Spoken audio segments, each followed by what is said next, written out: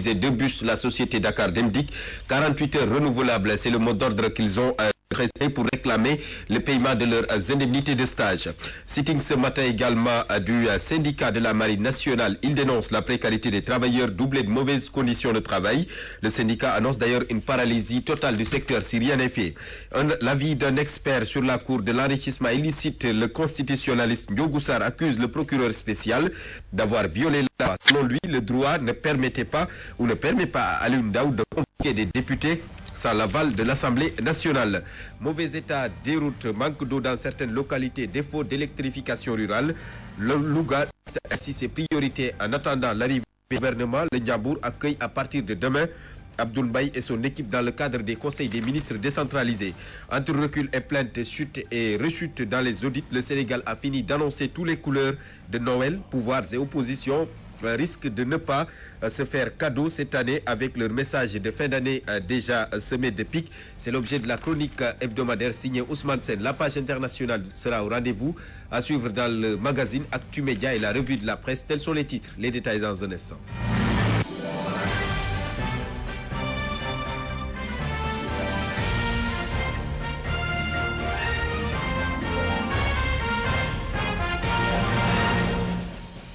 Merci de votre fidélité et bienvenue. Chaude matinée à l'université Cheikh Anta Diop de Dakar. Les étudiants de l'INSEPS qui réclament le paiement des indemnités de stage ont barré la circulation. Ils se sont affrontés aux forces de l'ordre. Ils ont également immobilisé deux bus de la société Dakar Demdik. Ces étudiants qui ont décrété 48 heures renouvelables menacent de brûler les bus si les autorités ne réagissent pas. Nous y reviendrons avec le reportage de Amadou Libaye. 72 heures de grève renouvelable, c'est le mot d'ordre décrété par le personnel administratif de l'université de Thiès. Ces travailleurs dénoncent un manque de couverture sanitaire et de sécurité au sein même de l'établissement. Des doléances qui viennent s'ajouter au fait que parmi eux ont été déclarés à l'IPRES. Souleymane Abdoulaye Sy, plutôt, le secrétaire général administratif de la section du syndicat autonome des travailleurs des universités et centres universitaires. Il s'est confié à Ramatoulaye Sarr. Nous avons convoqué ce jour une assemblée générale afin de statuer sur les différents points de revendication. En fait, ces points tournent principalement autour de 15 points, à savoir l'organigramme. À ce jour, l'université de Thiès ne dispose pas d'organigramme fonctionnel. Également, depuis près de 2-3 ans, nous avons mis sur la table du recteur les sommes dues de l'ISFAR par rapport à leur intégration. Mais jusque-là, les autorités rectorales ne sont pas en mesure de satisfaire cette demande. S'y ajoute également le non-versement des cotisations de l'IPRES et de la caisse de sécurité sociale. Jusqu'à ce jour également, le personnel de l'université ne dispose pas d'immatriculation. C'est anormal. C'est de lenteur administrative, on comprend bien, mais depuis près de 2 mois, nous sommes en mouvement. Et jusqu'à ce jour, ils ne sont pas en mesure de nous donner quoi que ce soit comme réponse ou bien de satisfaire à la demande. Nous disons non. Il faudrait que ça cesse et il faudrait qu'ils nous donnent des garanties par rapport à tous ces points de revendication. Le premier plan, c'était des débrayages. Durant un mois, nous avons observé des débrayages. Présentement, nous en sommes au deuxième plan, au plan B, qui constitue une grève générale. On l'a commencé depuis le 10 de ce mois. Un autre sitting à l'appel du syndicat de la Marine nationale. Il dénonce la précarité des travailleurs doublée de mauvaises conditions de travail. Le syndicat annonce d'ailleurs une paralysie totale du secteur si rien n'est fait. Doudou Fall Niang, le secrétaire général que je propose de suivre. Il se trouve que les marins ne sont pas pris en compte par la société SDV Pêche. Le premier point, c'est l'indemnisation des marins qui sont décédés à bord des bateaux. Le deuxième point, c'est le cas du Boussos qui a chaviré en 2008 et jusqu'ici les marins n'ont pas été dédommagés.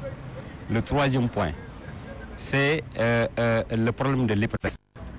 Les cotisations qui sont retirées et qui n'ont pas été reversées au niveau de l'IPRES. Si la société ne satisfait pas à nos doléances, nous allons passer à une vitesse supérieure.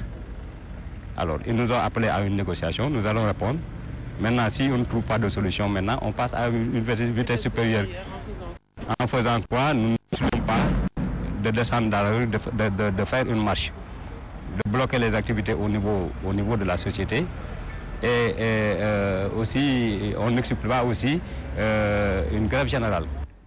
Doudou Fall Niang, le secrétaire général du syndicat de la Marine nationale. Pour des répressions de l'enrichissement illicite, le procureur spécial n'avait pas le droit de convoquer des députés sans l'aval de l'Assemblée nationale. Éclairage du constitutionnaliste Ndiogou Sarr. Selon l'enseignant à l'UCAD, le procureur a tout simplement violé la loi. Vous l'avez entendu dans notre édition de 12h sur Walf FM. Conseil des ministres décentralisé Louga accueille le gouvernement à partir de demain, mercredi. Mais déjà, la région liste ses priorités. Manque d'eau dans certaines localités, mauvais état, défaut d'électrification rurale, entre autres, les explications. Selon les militants de l'APR, de la rue, doléances qui attendent le président Macky Sall à l'occasion du Conseil des ministres décentralisé organisé à Louga sont multiples. D'abord, les 15 milliards promis par le régime précédent pour les infrastructures sociales de base ne sont toujours pas encore disponibles. Les Lougatois veulent que cette manne financière soit revue à la hausse. On demande au président de la République de le multiplier pour la région de Louga, de multiplier ces milliards-là pour la région de Louga. Autre préoccupation des populations du Ndiambour, le désenclavement. On l'attend aussi sur les routes. En effet, les populations souhaitent la réfection de la route Louga-Linguère, Louga-Ndoyen, Louga-Kermomarsar et Louga-Potou. Au niveau du lac de Guerre, on ne peut pas que l'eau que le Dakar boit vient du lac et les villages environnants du lac ne puissent pas bénéficier de cette eau-là. Et j'ai dit au ministre qu'on ne l'accepte pas. Mais la situation la plus cocasse reste l'approvisionnement en eau, surtout en milieu rural.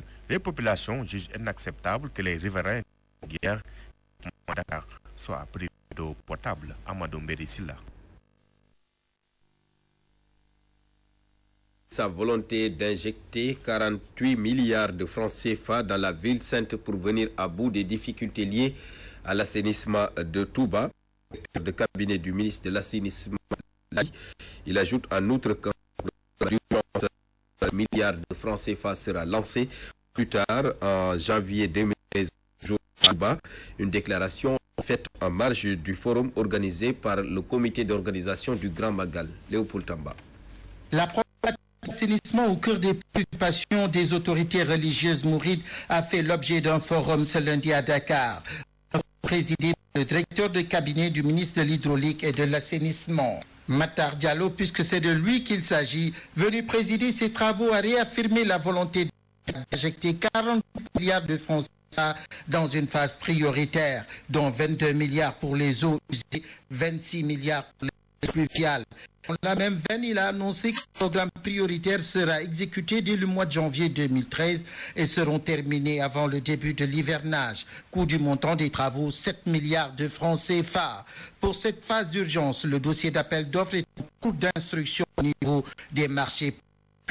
Abdul Ahad Gaïndé Fatma s'est réjoui de cette volonté affichée par l'État sénégalais à résoudre le problème d'assainissement de la cité religieuse. À ce titre, il pense que l'État est à même de résoudre le problème de l'assainissement, puisque les besoins sont énormes et les dégâts aussi importants. L'implication de l'État, selon lui, est d'une extrême nécessité.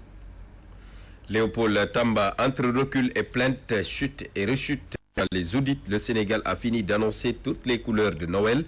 Pouvoir et opposition risquent de ne pas se faire cadeau, en tout cas cette année, avec leur message de fin d'année déjà semé. C'était l'objet de la chronique hebdomadaire d'Ousmane. C'est toutes nos excuses.